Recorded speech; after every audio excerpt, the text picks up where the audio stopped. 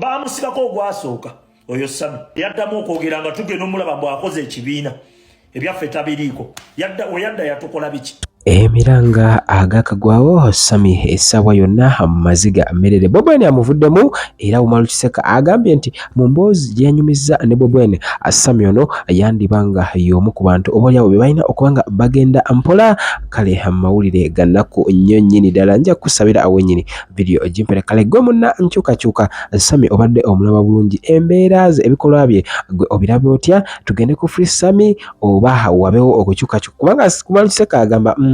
Sami ono embeera zaakyuka nnyo nnyini ddala bwe yagenda mukomera omundi ogwasooka yakomawo nga akyukidde ddala era nno awe twogera twasembye okubanga tulabako looya wa Sami ng'agamba nti Sami yeetaaga obuyambi olw'ensonga embeera gy'alimu si nnungi okusinza lwali lunaku lwakutaano looya bwe yasooka okuba ng'agamba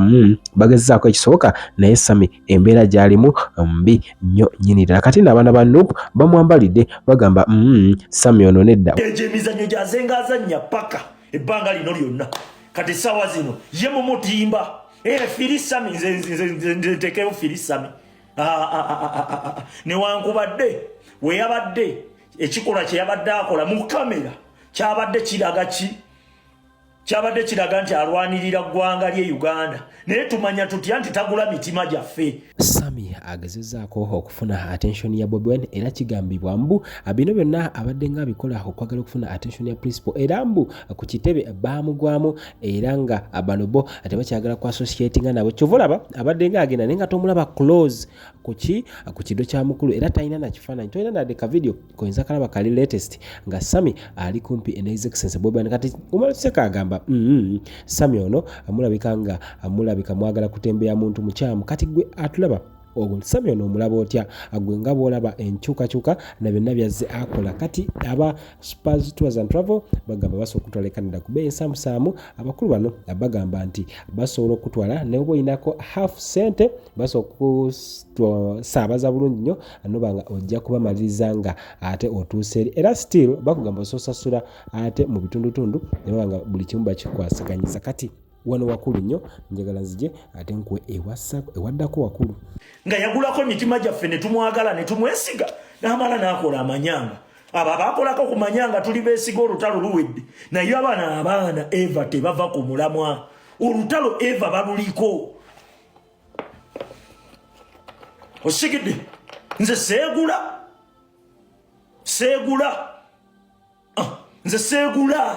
ekyo nkubuulira Tosobola kuŋŋamba mbu kati ate mpositinga Sami mbola okuba mu kamera zaamukutte bamutwala. Sheikh Ashraf omusomi w'edduwa Kayingo akugamba nti gwe alina ebizibu oyagala mulimu oyagala mukazi oyagala musajja ate oyagala kubanga otambula bwero bano aba Spurs Tours and Travel bakutwale otandike kubanga oyola sente kati omukulu oyo waali waggulu ku screen yo enamba eyo esembeyo 711 Sheikh Ashraf ajja kusomera edduwa ate embere etambule bulungi nnyo Bobi Wine obusungu bwalina kansooke nkweri lipazo ngenda mukuwa awe waddako lipazo bamukubye bucupa naye abaana b'e Saudi Arabia mulimba ne mukuba bawayiriina bannaye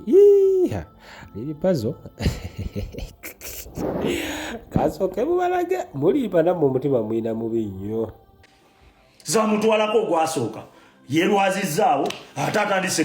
kwogera n'ababebekulu ate Kyagulanyi tampositinze abawasa embaga baavuma mwe mwadda mu mbaga abayimba ennyimba mwadda mu tujune kati tumanya tutya nti tagula trust yaffe neera addemu era atukube neera no tujja mwesiga ng'olutalo luwedde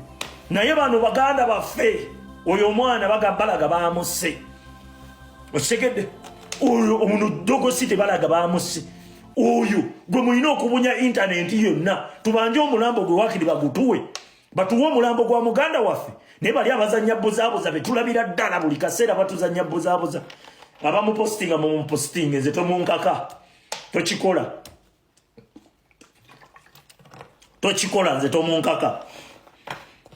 Mighty Family ye tomunkaka tomunkaka oba bamukutte Mukama amusaasire gyali eyo katusabe akomewo nga mulamu kubanga era tetwagala afe tetumwagaza kufa naye ensonga zino